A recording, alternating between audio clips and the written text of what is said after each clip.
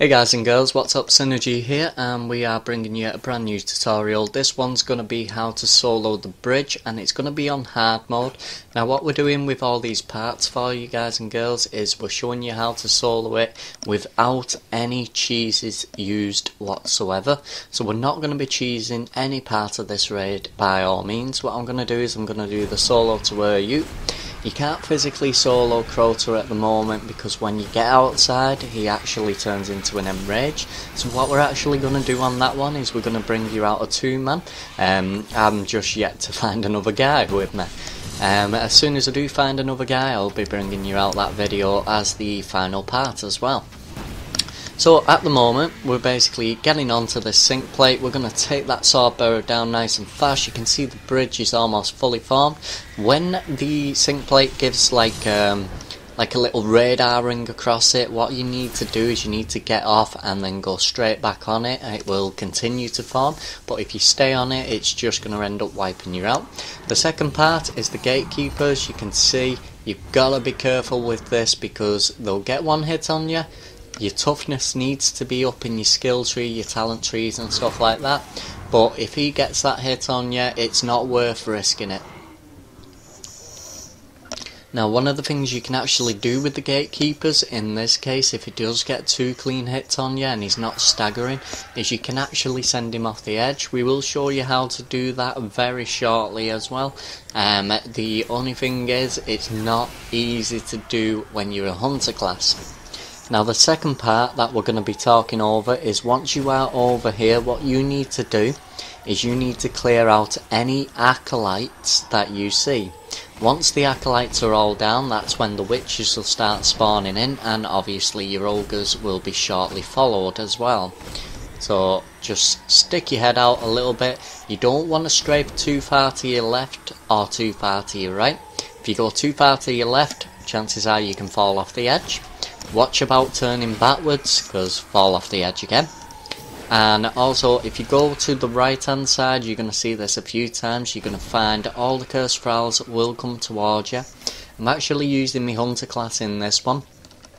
If you are using a titan class as well, because what I like to do in my tutorials, even though I am doing a solo video for you guys on the hard mode, is I like to explain how you can sort of accomplish it with different classes as well at the same time. So for example, say if you're using the Titan, what you can actually have is, if you do have a helm of Saint 14, it's going to be absolutely amazing because that is a blinding bubble. Now when you actually use a blinding bubble on the ogre actually turns into this like dog pet creature as well. So when he actually does, it's quite funny if you ever get to do this as well, is he actually puts his arms in front of his head and he's sort of like he's ducking down into his arms like he's crying or something like that. You'll see exactly what I mean. It's very hard to explain it without you seeing it.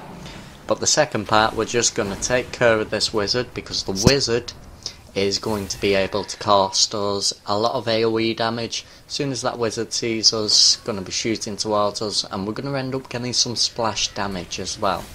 That's some of the things that you do need to be careful of. If you do have a boomer up and there's no wizard there, get your black hammer out and just randomly snipe the boomer straight in the head.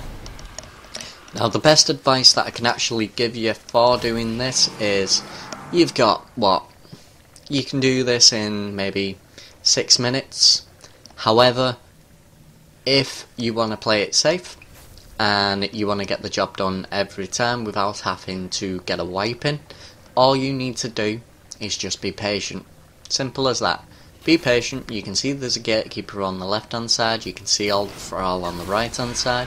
So if I run out now, I'm going to have a load of thrall attacking me. Obviously I can do that, I can take the risk, wait for the ogres, but I'll be getting damage from acolytes, boomers, witches and ogres all at the same time, so it's going to get a little bit hectic if you was to do that. Now you're just going to see me waiting for a little bit at the moment. I know this is not very exciting for you to watch, but it is a tutorial video. I'm showing you exactly how it is done. You can see I'm waiting for my synth at the minute. Once my synth is up, I'm going to be using that synth. Now, what you need to be careful of when you do use your synth like so, I'm going to show you exactly what I mean. Make sure you've got that clear jump first of all. Then we're going to take care of that hallowed wizard, because we do not want that wizard to be up.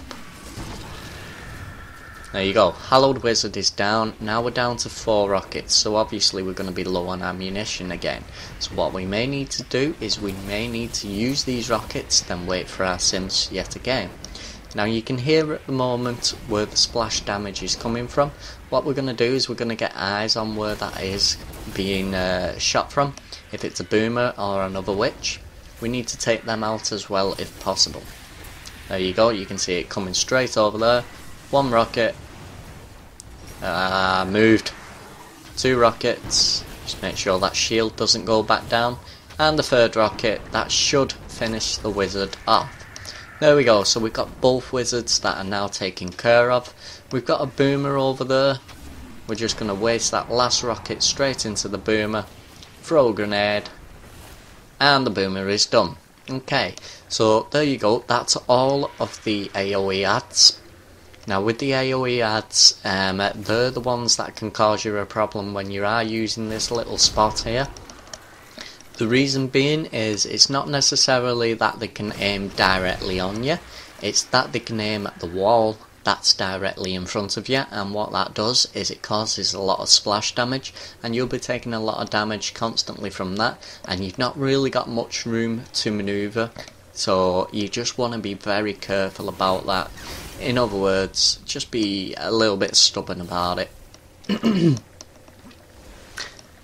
Now we're just having a look, seeing if those ogres have been spawned by doing this. One of the things I will tell you to be careful of is when you are making this jump. There you go, you can see ogre number 1 is up, so ogre number 2 will be up very shortly as well.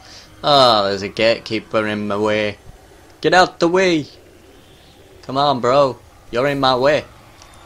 Right, so as soon as we shoot this one, the thrall's going to come straight towards us, and unfortunately we don't get a clean shot there. This is why our sim's going to come in handy as well. When he is actually throwing the purple beam towards you, you can be hit by that at least 1 time, no more than 1 time. So you've literally got about a second of being hit there. We're just going to try and aim through this guy. There we go, gatekeeper's move, so at least we can get towards this one now. But we're playing it safe, remember. So what we're doing is just waiting. Poke our head out. There's a cursed thrall there as well, seriously. And we're just going to try and get those critical hits directly on this ogre. The ogre's going to start moving now. Keep getting those crits, and unfortunately he's going to be behind the rock. When he does go into enrage mode, don't worry about it guys, he is going to go down eventually as well. You can just keep finishing him off with your grenades, nice and easy. There's the second ogre, and we sort of need these thrall to get out the way for the sniper shots. And the only thing is, you're not going to have much time to snipe. I'm trying to go into stealth just so I can get the odd sniping like so. But unfortunately I've got a gatekeeper to deal with at the same time. Solely because I did get hit twice, down for 3/4 of my health, leaving about 10% of the health left. Just checking our synth there, because chances are we are going to have to use this synth. And we hit a curse thrall again. That's how you get rid of your gatekeeper, you cause him to charge towards you. When you cause him to charge towards you, sometimes he will stay in exactly the same place. You just need to be careful in case he takes those swipes. See this one right here? We're just going to finish him off. No, we're not. He moved again. There you go, the grenade will finish him off because the cursed thrall exploded on him. So that's 1 ogre down. Now we are actually going to be moving on to the second ogre now. Now the purple beam's there, so why risk it? That's one of the things you don't want to do. You don't want to just randomly stick your head out when the purple beam's there, because you'll get hit by that. Chances are a thrall will get a simple melee on you, and that'll be your last bit of health. We're just going to poke out a little bit. Yeah. What are you doing humping that wall, thrall?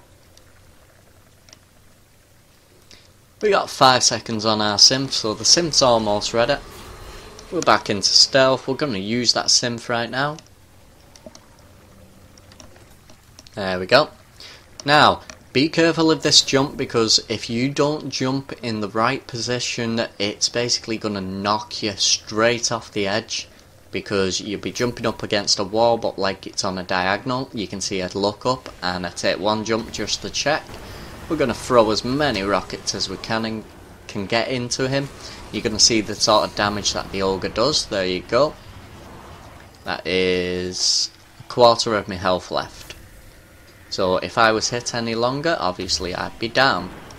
We're just going to let those clusters do a little bit of work.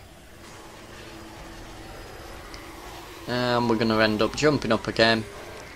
Because we are in the hunter, we can actually use our stealth just to sort of confuse the ogre, but sometimes he will still shoot at you while you're in stealth, like so.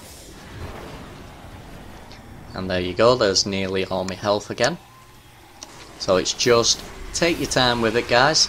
If the tutorial does help you, by all means, and you've been struggling to do this and you've been wanting to do it solo because, for example, all your friends are on holiday, they're working and stuff like that, this is the way that you can get it done, and you can get it done nice and easy. And that is the end of this tutorial, guys. Part 3 will be coming up, and that's going to be the 3 servitors, and then after that it's going to be Urut, and then it's going to be Crota himself. Right, peace out.